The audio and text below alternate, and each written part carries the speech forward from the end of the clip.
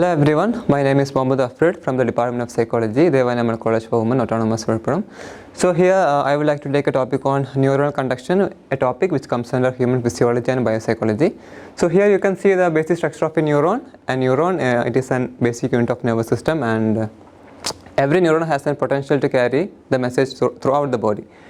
So here you can identify the structure of a neuron, and here cell membrane, and this is ligand ion channel, the gate which is supposed to permit the ion channel to inside and the outside.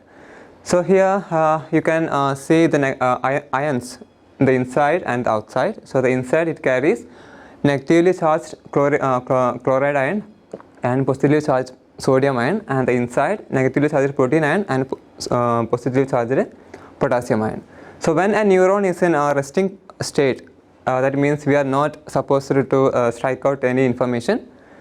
So in that state, our neuron, it contains negatively charged ions, that is protein ion in the inside, and in the outside positively charged sodium ion when compared with the negatively charged chloride ion.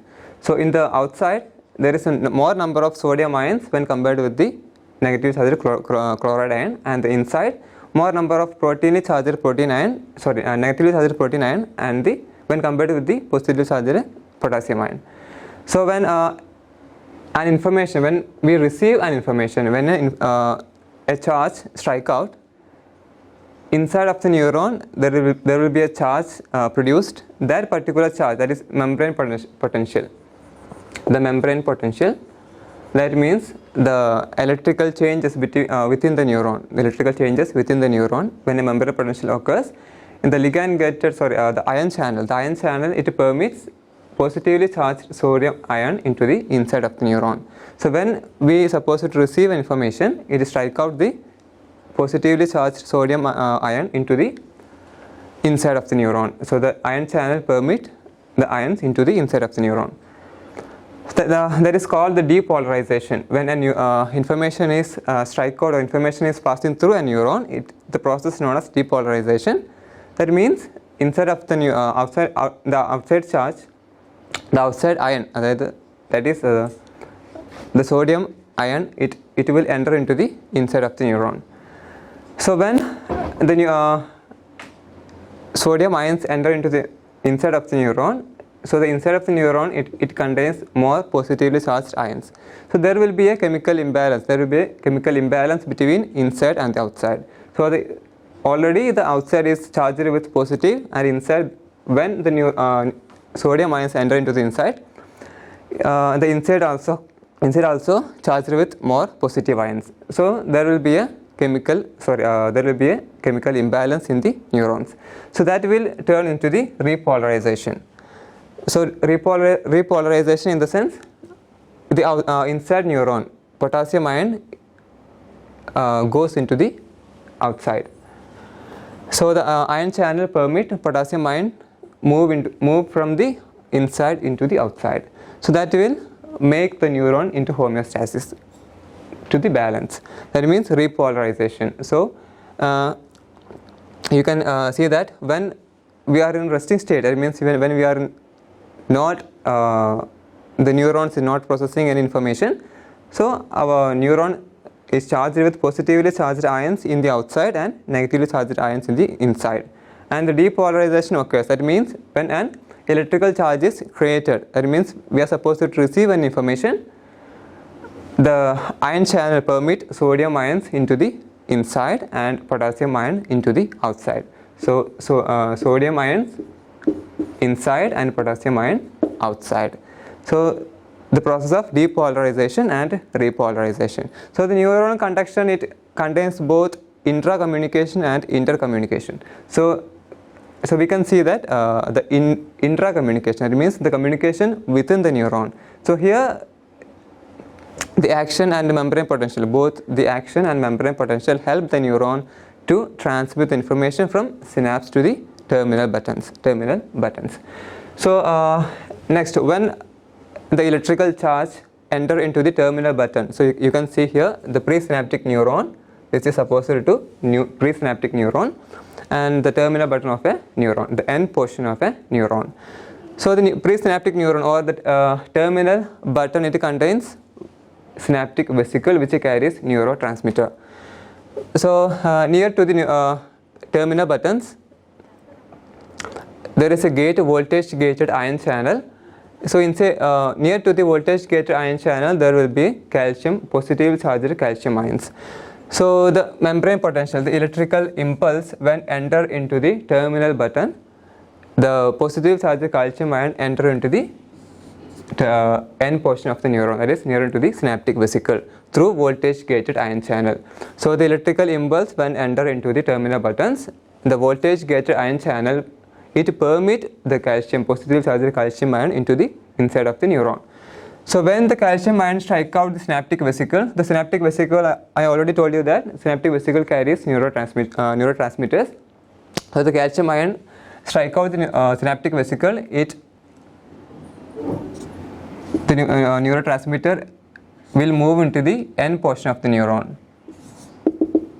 So the synaptic vesicle release the neurotransmitter into the synaptic cleft. So the gap between two neurons is known as synapse. So this portion is supposed to be the synapse, and the middle portion is known as synaptic cleft. So the synaptic vesicle, it supposed to release the neurotransmitter into the synaptic cleft. So while the neurotransmitters in the synaptic cleft, it has a potential to move into the nearest neuron. So the synaptic transmission, it is known as synaptic transmission. So once the information it reaches the synaptic cleft, then it is known as synaptic transmission. So the synaptic transmission, there is a 4 method or 4 way the synapse carry out the information. So the first one, the released neurotransmitter bind with the ligand gated ion channel, or neurotransmitter receptor of the postsynaptic neuron. So the neurotransmitter is supposed to bind with the ligand gated ion channel or neurotransmitter receptor of a postsynaptic neuron. So the information carried out from the presynaptic neuron into the postsynaptic neuron. So information will passes to the from one neuron to the another neuron. That is one method. The neurotransmitters bind with the ligand gated ion channel or neurotransmitter receptor of a postsynaptic neuron. The second method occur in the synaptic transmission is diffusion. So you know that neurotransmitter, the varieties of neurotransmitters. So there are acetylcholine, serotonin, dopamine, and so the remaining 3, acetylcholine, serotonin, and dopamine. So these neurotransmitters will go through diffusion, breakdown, and acetylcholinesterase enzyme. So the diffusion is the process. The neurotransmitters just drift away from the postsynaptic neuron. So the released neurotransmitters. So you can see that the information process that occur from presynaptic to postsynaptic, that means the neurotransmitters bind with the ligand gated ion channel. So the remaining neurotransmitters will drift away to the blood. That will drift away from the postsynaptic neuron. So the third process, breakdown. So the acetylcholine, the neurotransmitters acetylcholine,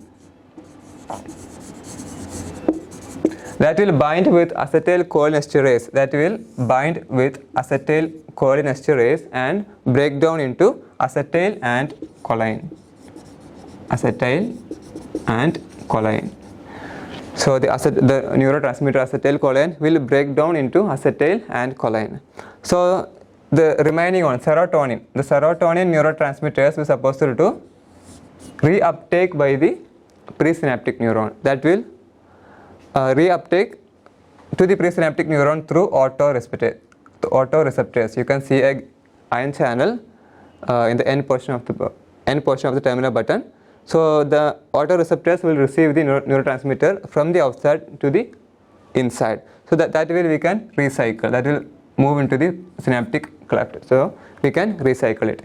So this is the process of neuronal conduction.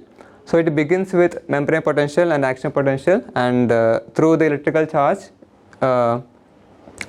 the impulse will move on to the end portion of the neuron that will strike out the synaptic vesicle. Synaptic vesicle release the neurotransmitter into the synaptic cleft. So synaptic cleft, the neurotransmitters bind with the postsynaptic neurons gate ion channel, or it will be diffuse or breakdown or autoreceptors. It means we can use it again. That will bind with the synaptic cleft. So this is the process of synaptic transmission. Thank you. உலகத்தரமான கல்லூரி உங்கள் ஊரில் Deivanai Ammal college for women autonomous Viluppuram. உங்கள் எதிர்காலம் உங்கள் கையில்.